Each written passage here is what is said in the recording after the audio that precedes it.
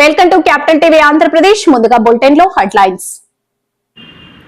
ఉగాదిలోగా 5 లక్షల ఇల్లు పూర్తి, మంత్రి పార్థసారథి. అనకాపల్లి జిల్లా కల్వర్టు నిర్మాణానికి శంకుస్థాపన చేసిన ఎమ్మెల్యే బండారు సత్యనారాయణ. ప్రజలకు మత్తు పదార్థాలకు బానిసలు అవ్వకుండా అవగాహన కార్యక్రమం. జగన్ పాలనా కాలంలో ప్రభుత్వ ఆధ్వర్యంలో మెడికల్ కాలేజీల నిర్మాణానికి సంకల్పం. నేడు చంద్రబాబు వచ్చాక వాటిని ప్రైవేటీకరణ. చంద్రబాబు పాలనలో రైతన్న వేదన, అరణ్య రోదన. కూటమి ప్రభుత్వంలో రాష్ట్రంలో రెడ్ బుక్ రాజ్యాంగం నడుస్తోంది. కాకినాడ కలెక్టరేట్ వద్ద 4 లేబర్ కోడ్స్ అమలు చేస్తూ ఇచ్చిన జీవోని రద్దు చేయాలని డిమాండ్. రాష్ట్ర ప్రభుత్వం నిర్బంధాలతో థర్మల్ పవర్ ప్లాంట్ ఉద్యమాలు ఆపలేరు, సిపిఎం. అనకాపల్లి జిల్లా కొత్తకోట మేజర్ పంచాయతీ పరిధిలో గల అరుంధతి దళిత కాలనీ వాసులు త్రాగునీటికై తీవ్ర ఇబ్బందులు. చిలకపాలెం, రామభద్రపురం, రాయగడ రోడ్డు పనులకు శంకుస్థాపన చేసిన బొబ్బిలి ఎమ్మెల్యే. ఇది మంచి ప్రభుత్వం అనే స్ఫూర్తితో సీఎం మంత్రులు పనిచేస్తున్నారని మంత్రి కొలుసు పార్థసారథి తెలిపారు. మంగళవారం మీడియాతో మాట్లాడుతూ సమస్యలను ఎప్పటికప్పుడు పరిష్కరించేలా చర్యలు తీసుకుంటున్నామని చెప్పారు. టెక్నాలజీ సహకారంతో రాష్ట్రాన్ని అభివృద్ధి చేయడంలో ముందుంటున్నానని అన్నారు. ప్రతిరోజు ప్రభుత్వ కార్యక్రమాలు ఏ విధంగా అమలవుతున్నాయి, ప్రభుత్వ కార్యక్రమాల్లో ప్రజల సంతృప్తి ఏ విధంగా ఉంది, ప్రజల కార్యక్రమాలని ప్రజలకు అందించటంలో అధికారుల అలసత్వం కానీ, అధికారుల నిర్లక్ష్య ధోరణి కానీ, లేకపోతే ప్రజల పట్ల అగౌరవంగా ప్రవర్తించే విధానం కానీ, అదేవిధంగా ప్రతిరోజు రైతుల సమస్యలు ఏమిటి, ఎక్కువగా ప్రజలు ఎదుర్కొంటున్న సమస్యలు ఏమిటి, పోలీస్ డిపార్ట్మెంట్ ఏ విధంగా పనిచేస్తుంది, ఇవన్నీ కూడా తెలుసుకుంటూ అక్కడికక్కడే ఆర్టీజీఎస్ మీటింగ్ మీ అందరూ కూడా తెలిసిందే తెలుసుకుంటూ మరి అధికారులకి, ఉన్నతాధికారులకి, ప్రభుత్వానికి ఒక డైరెక్షన్ ఇస్తూ మరి ముందుకెళ్తుంది ప్రభుత్వం అని చెప్పేసి మనం చేస్తా ఉన్నాను. మరి దాంట్లో హౌసింగ్ డిపార్ట్మెంట్ కూడా ఒక ముఖ్యమైనది. ఈ హౌసింగ్ డిపార్ట్మెంట్లో మనం ఒకసారి చూసినట్లయితే ఈ మధ్య ముఖ్యమంత్రి గారు 3 లక్షల ఇల్లుని పూర్తి చేసిన సందర్భంగా 3 లక్షల ఇల్లు పూర్తి చేసిన సందర్భంగా మరి ప్రారంభోత్సవాలు రాష్ట్ర వ్యాప్తంగా చేసిన, అంటే తాళం చేతుల్ని లబ్ధిదారులకు అందించిన కార్యక్రమం చేసిన విషయం అందరూ తెలిసిందే. మరి యాజ్ యూజువల్ సర్వసాధారణంగా ఏదైతే వైఎస్ఆర్ కాంగ్రెస్ పార్టీ ఉందో ఆ కార్యక్రమాన్ని కూడా వివాదం చేయటానికి ప్రయత్నం చేసి తామేదో గొప్ప కార్యక్రమాలు చేశామని చేసినట్లు చెప్పుకుంటానికి ప్రయత్నం చేస్తూ ఉంది. 2014-19 5 సంవత్సరాల పరిపాలన, 2019-2024 ప్రభుత్వాన్ని చూసినట్లయితే గృహ నిర్మాణ శాఖకు సంబంధించి అనకాపల్లి జిల్లా దేవరపల్లి నుంచి కొత్త వలస వెళ్లే మార్గంలో కృష్ణ రాయుడుపేట వద్ద కల్వర్టు నిర్మాణానికి శంకుస్థాపన చేసిన ఎమ్మెల్యే బండారు సత్యనారాయణ. కూటమి ప్రభుత్వంలో నియోజకవర్గంలో అనేక అభివృద్ధి కార్యక్రమాలు చేపట్టడం జరుగుతుందని ఆయన అన్నారు. ఈ కార్యక్రమానికి ముఖ్య అతిథిగా విశాఖ మేయర్ పీలా శ్రీనివాసరావు తదితరులు పాల్గొన్నారు. మా భాస్కర్ గారు చెప్తున్నారు, ఏదో వీడియో పట్టుకున్నాడు. ఆ వీడియో 2 లక్షల మంది 2,20,000 మంది చూసారమ్మా ఈ బ్రిడ్జి కోసం వీడియో. అలా వచ్చడం ఆయన okay, right very good Bhaskar గారికి, అలాగే మన రైవాడ ప్రాజెక్ట్ చైర్మన్ పాత్రనేని గారికి, మన మండలపాటి రమణ గారు, అలాగే మన అప్పలనాయుడు గారు, రాము గారు, కేఎస్ గారికి, చాలామంది వేదిక మీద పెద్దలందరూ, ముఖ్యంగా మా డిపార్ట్మెంటు ఎస్సీ గారు, ఈ గారు, ఎస్సీ గారికి మీటింగ్ ఉంది. యాక్చువల్ కమిషన్ పిలిచాం, కలెక్టర్ గారితో అత్యవసర సమావేశం వల్ల ఎస్సీ గారును మన కమిషనర్ గారు ఉండిపోయినారు. ఈఈ గారికి డిఈ గారికి మా కాంట్రాక్టర్ గారు మల్లేశ్వర గారి బ్రదరు నా మండలం తెలియని కాంట్రాక్టర్ అని ఆయన మంచి రైతు అనుకున్నాను నేను ఇంతవరకును. డ్రాగన్ ఫ్రూట్ బాగా పండిస్తాడు మావాడు సీన్ మేరీ గారు. సేంద్రీయ వ్యవసాయం ద్వారా డ్రాగన్ ఫ్రూట్ పండిస్తాడు రోడ్డు పక్కనే. వారికి మిత్రులారా చాలామంది వచ్చారు వేదిక మీద. మొత్తం కోటపాడు మండలం, దేవరాపల్లి మండలం, అలాగే వేపాల మండలం ఇచ్చినటువంటి రైతులకు, మహాకూటమి నాయకులకు, పెద్దలకు, మహిళా సోదరులందరూ కూడా పాత్రికేయులకు కూడా పేరు పేరు నా ధన్యవాదాలు. యాక్చువల్గా ఈ బ్రిడ్జి కట్టి 40-50 ఏళ్ళ కింద కట్టుంటారు. కానీ బ్రిడ్జి తప్పు కాదు. ఇది మనకు ఒక స్టాండర్డ్ ఉంటుంది. ఏదైనా రోడ్డు మీద వెళ్ళేటప్పుడు ఇన్ని టన్స్ దాటకూడదని లిమిట్ ఉంది. యాక్చువల్గా ఇంతకుముందు ఆర్ఎన్బి వాళ్ళు రిస్ట్రిక్ట్ చేసి కేసు బుక్ చేసేవారు. అలాంటిది మనకి 40 టన్నుల వరకే ఈ బ్రిడ్జి తల కెపాసిటీ.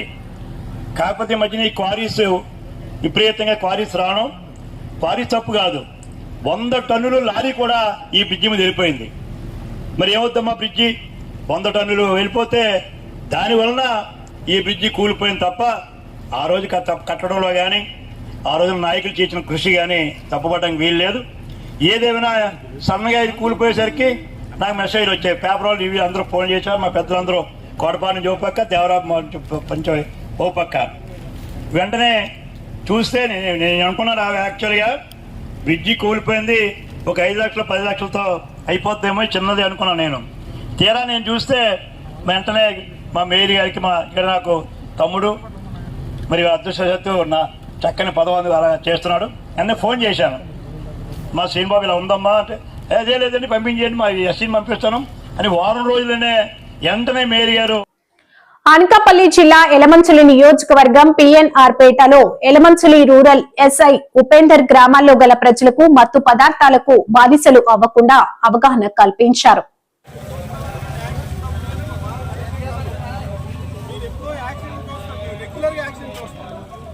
ఈ రోజు తెల్లారి పోతిరెడ్డిపాలెం ఫ్యామిలీ మెంబర్స్ ఇద్దరు హైవే మీద యాక్సిడెంట్ అయింది. తెలుసా విషయం?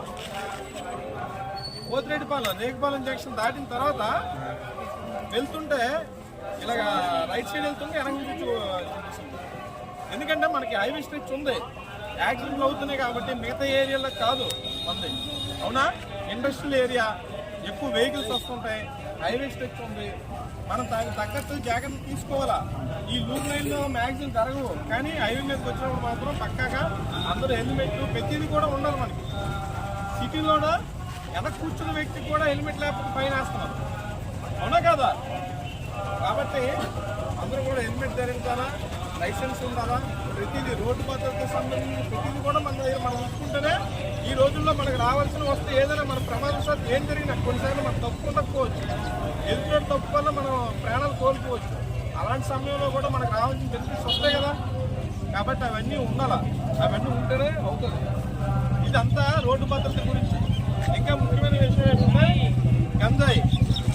ఒకప్పుడు స్టేట్ ప్రోగ్రాలు అయితే పోలీసు వాడు ఉండేవాడు కాదు. అవునా? పండగలైనా హ్యాపీగా మీరే అంతా చూసుకున్న కానీ సెలబ్రేట్ చేసుకోండి. ఇప్పుడు మేము 5-6 రావాల్సిన పరిస్థితి వస్తుంది. ఎందుకు వస్తుంది? మీరు చేసుకోలేరా పండగ? మీరు చేసుకోలేరా? స్టేజ్ ప్రోగ్రాం దగ్గర మీరు ఒక 5 ఉంటే మీ మాట వినరా? మీ మాట కూడా వినలేని సమయంలో, మా మాట కూడా వినలేని సమయంలో కుర్రోళ్ళు అలా తయారవుతున్నారు. ఎందుకు తయారవుతున్నారు? చెడు అలవాట్లు. అవునా? చెడు అలవాట్లు. మద్యం సేవించడం ఫుల్గా. వీలైతే మరి గంజాయి ఎక్కడ దొరుకుతుందో తెలియదు కానీ గంజాయి సేవించడం. దానివల్ల ఎంతవరకు అంటే స్టేజ్ ప్రోగ్రాం దగ్గర ఎక్కడి నుంచి వచ్చి మనల్ని ఇబ్బంది పెట్టే సమయంలోన మనం ఏదోలాగా మన మందోబస్తు చేసుకొని ఏదో చేపిస్తున్నాం. అయినా అంతవరకు ఎందుకు తెచ్చుకోవాలా? అవునా కాదా? కాబట్టి నేను ముఖ్యంగా మీకు చెప్పదలుచుకుంది ఏంటంటే మన ఊళ్ళో ఎవరైనా దీనికి అలవాటు పడిన వాళ్ళు ఎవరైనా ఉంటే నాకు దయచేసి సీక్రెట్గానే బహిరంగంగా ఏం చెప్పొద్దు. సీక్రెట్ వైఎస్ జగన్ పాలన కాలంలో ప్రభుత్వ ఆధ్వర్యంలో మెడికల్ కాలేజీల నిర్మాణానికి సంకల్పం జరగగా నేడు చంద్రబాబు వచ్చాక వాటిని ప్రైవేటీకరణ చేస్తున్నారని వార్తు కళ్యాణి అన్నారు. దీనికి వ్యతిరేకంగా వైఎస్ఆర్ కాంగ్రెస్ పార్టీ చేపట్టినటువంటి సంతకాల సేకరణకు యువత, విద్యార్థి లోకం నుంచి మంచి స్పందన లభిస్తుంది.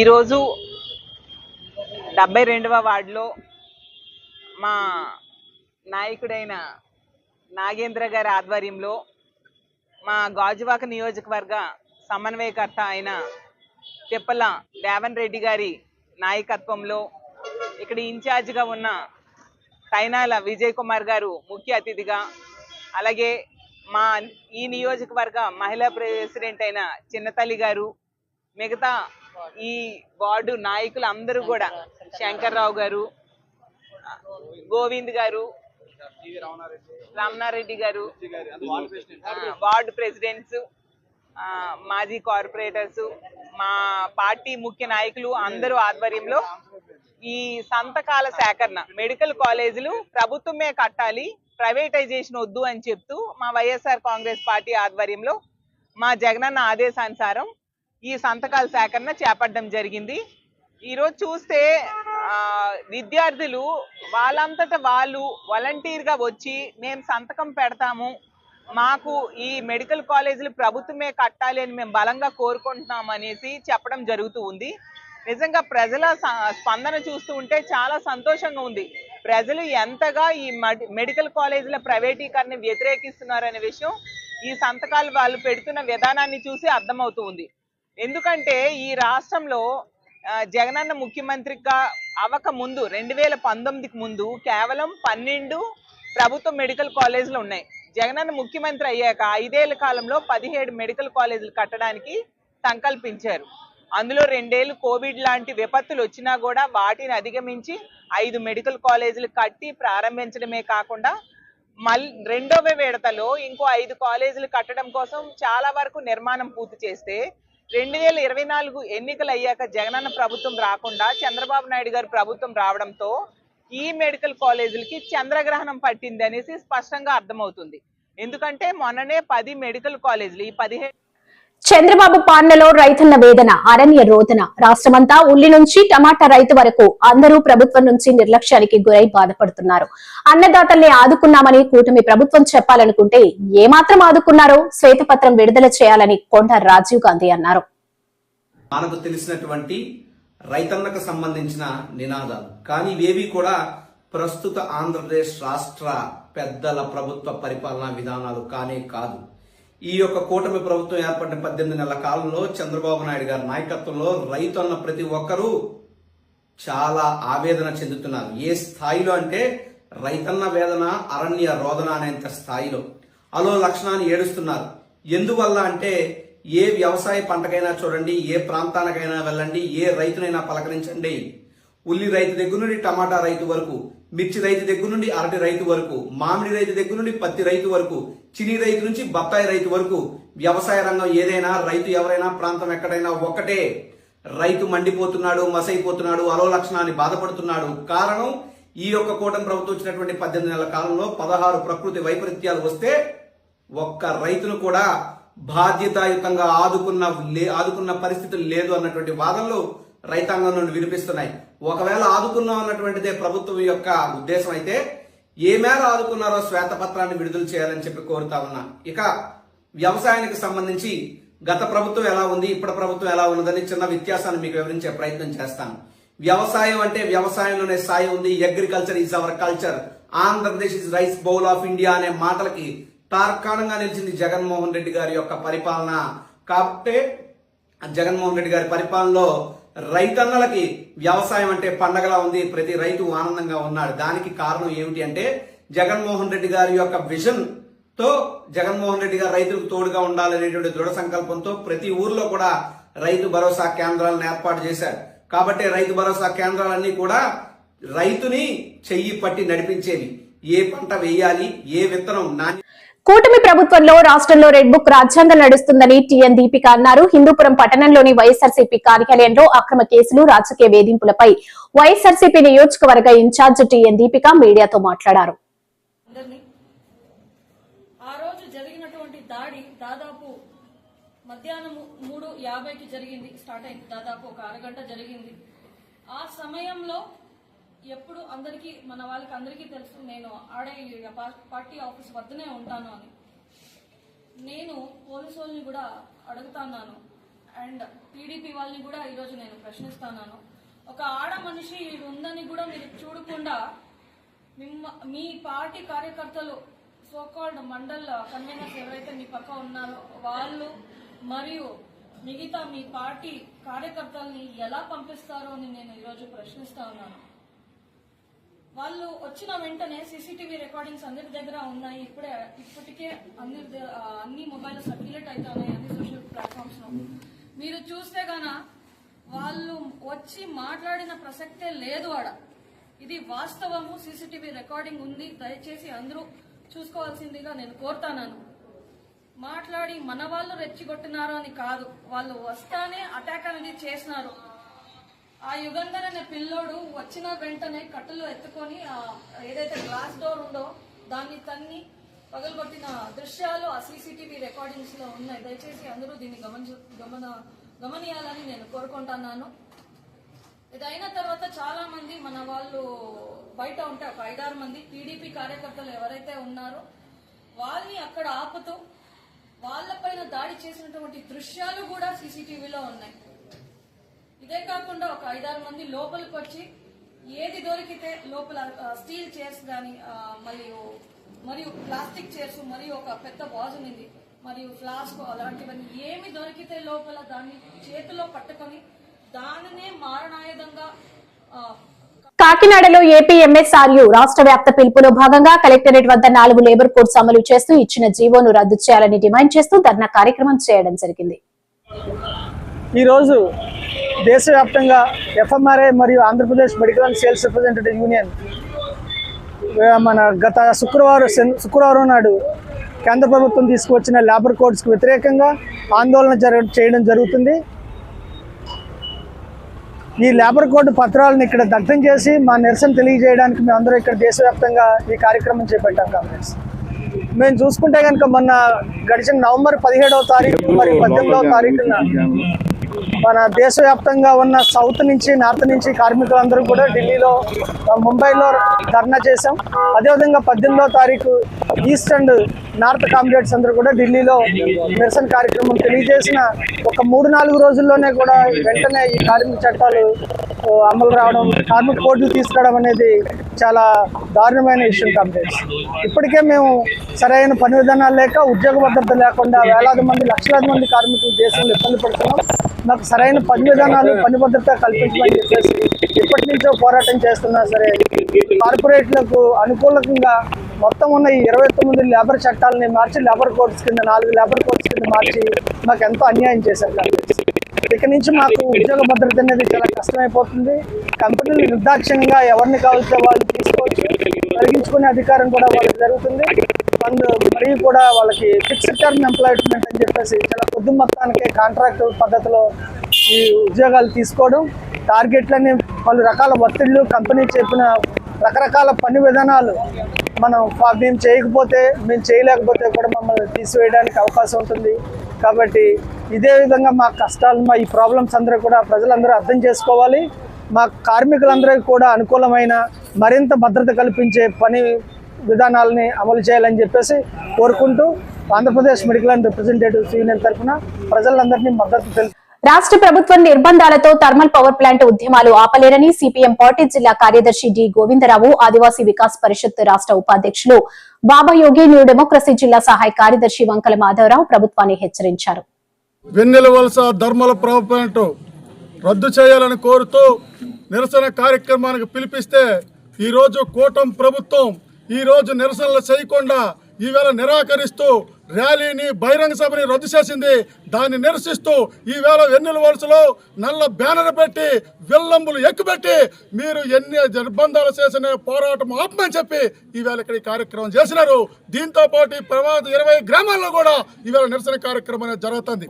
అంతేకాదు ఈరోజు ఈ జిల్లాలో ఉండే కేంద్ర మంత్రికి, రాష్ట్ర మంత్రికి, స్థానిక ఎమ్మెల్యే గారికి అడుగుతున్నాం, మీరు ప్రతిపక్షంలో ఉండేటప్పుడు ప్రజాస్వామ్యం కోసం బేలారుపులు నడుపుతారా? ఈ రోజేమో రైతాంగము, ప్రజానీకము, గిరిజనులేమో శాంతియుతంగా ర్యాలీ చేస్తే మీరు ఇవాళేమో అనుమతులు రద్దు చేస్తారా? ఇదేనా మీరు చేస్తున్న ప్రజాస్వామ్యం? ఇదేనా మీకుండే న్యాయం అని ఈ సందర్భంగా మీ అందరికి అడుగుతాను. అందుకోసం ఈరోజు ఈ నిర్బంధాన్ని ఖండిస్తూ రేపు 29వ తేదీ నుండి డిసెంబర్ 4వ తేదీ వరకు ఇండోసోల్ ప్రతిపాదిత పవర్ ప్లాంట్ ప్రతిపాదనలు రద్దు చేయాలని కోరుతూ ఈ ప్రతిపాదనలన్నీ కూడా రేపు దగ్ధం చేయాలని చెప్పి ఈ సందర్భంగా మా పవర్ ప్లాంట్ పోరాట కమిటీ పిలుపునివ్వడం అనేది జరిగింది. అందుకోసం అదంతా జయప్రదం చేయాలని చెప్పి ఇవాళ మేము పిలుపునిస్తున్నాం. అంతేకాదు ఈరోజు కేంద్ర మంత్రికి, రాష్ట్ర మంత్రికి, స్థానిక ఎమ్మెల్యే కడుతున్నాం. ఈరోజు ఇక్కడ ఉండే సుమారు 5,000 ఎకరాల భూమి అక్కడ వెన్నెల వలస రిజర్వాయర్ నుండి భూమికి రిజర్వాయర్ వరకు మొత్తం భూమి ఇండోసోల్ కంపెనీకు కట్టబెట్టడమే అభివృద్ధి అని మేము అడుగుతున్నాం. ఇదా మీరు చేస్తున్న అభివృద్ధి? ప్రజల ఆస్తుల్ని కంపెనీ ఆస్తులు మార్చడమే మీరు చేస్తున్న అభివృద్ధి అని మేము అడుగుతున్నాం. మీరు అభివృద్ధి కోసం మాట్లాడే నైతిక హక్కు మీకు లేదు. ఎందుకనంటే ఈ జిల్లాలోనే ఆ చివర అనకాపల్లి జిల్లా రావికమతం మండలం కొత్తకోట మేజర్ పంచాయతీ పరిధిలో గల అరుంధతి దళిత కాలనీ వాసులు త్రాగునీటికై తీవ్ర ఇబ్బందులు పడుతున్నారు. దళిత వాడల సమస్యలు అధికారులకు, పాలకులకు పట్టవా? కొత్తకోట పంచాయతీ అరుంధతి కాలనీ వాసుల ఆవేదన. అనకాపల్లి జిల్లా రావికమతం మండలం కొత్తకోట మేజర్ పంచాయతీ పరిధిలో గల అరుంధతి దళిత కాలనీ వాసులు త్రాగునీటికై తీవ్ర ఇబ్బందులు పడుతున్నారు. కాలనీకి త్రాగునీరు అందించే వాటర్ ట్యాంక్ మరమ్మతుల పేరుతో గత 10 రోజులుగా నీటి సరఫరా నిలిపివేయడంతో త్రాగునీటికై కాలనీ వాసులు తీవ్ర ఇబ్బందులు పడుతూ కిలోమీటర్ల దూరం నుండి నీటిని మోసుకొస్తున్నారని సిపిఎం నేత గోవిందరావు ఆరోపించారు.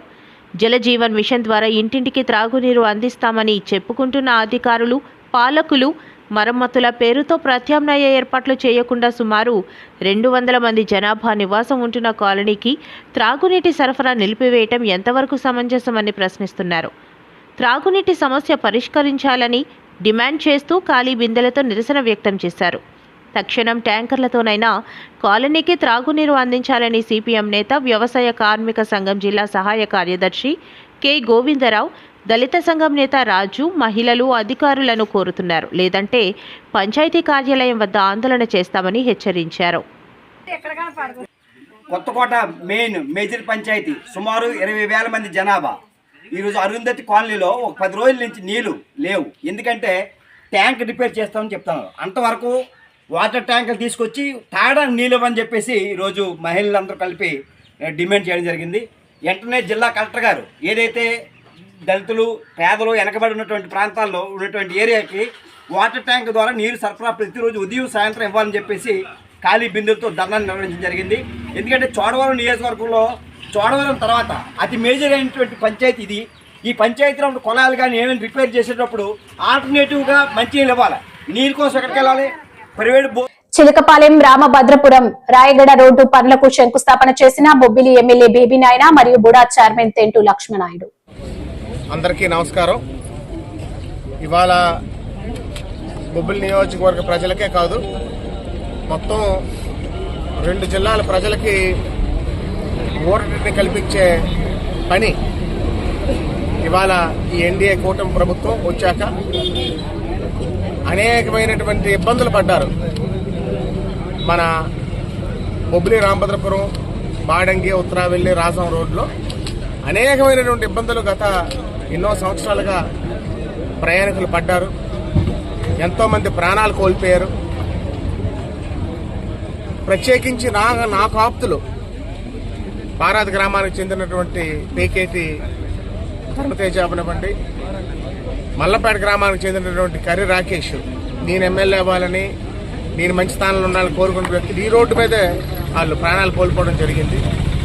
ఇవాళ సుమారు 4.5 కోట్ల రూపాయలతోనే ఈ పనులు అతి త్వరలోనే ప్రారంభం అవబోతున్నాయి. దానికి ఇవాళ మనం శిలాఫలకాన్ని ఆవిష్కరించుకున్నాం.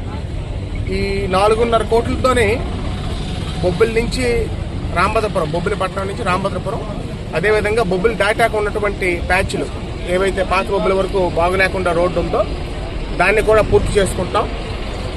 ముఖ్యంగా మా రామభద్రపురం, బాడంగి మధ్యని ఒక ప్యాచ్, బాడంగి ఊర్లో ఒక ప్యాచ్, ఉత్తరావెల్లి దగ్గర ఒక ప్యాచ్, ఆ రోడ్లో బాగా పాడైపోయిన ప్యాచ్ అదొకటి, దాన్ని కూడా ఇందులో పూర్తి చేసుకుంటాం. ఈ 4.5 కోట్లే కాదు, ఈ రోడ్డుకి ప్రభుత్వం దృష్టిలో ఉంది. 2 సార్లు అసెంబ్లీలో మాట్లాడడం వల్ల అవనివ్వండి, ఈ రోడ్డు తాలూకా ఇంపార్టెన్స్ వల్ల అవనివ్వండి, ఇంపార్టెన్స్ వల్ల అవనివ్వండి, ప్రభుత్వం దృష్టిలో కూడా చాలా తీవ్రంగా ఉంది. ఈ రోడ్లు చేద్దాం, దీన్ని ఎన్హాన్స్ చేయడానికి కూడా ప్రయత్నాలు జరుగుతున్నాయి. ఆ నిధులు మంజూరైన వెంటనే నేను మీ దృష్టికి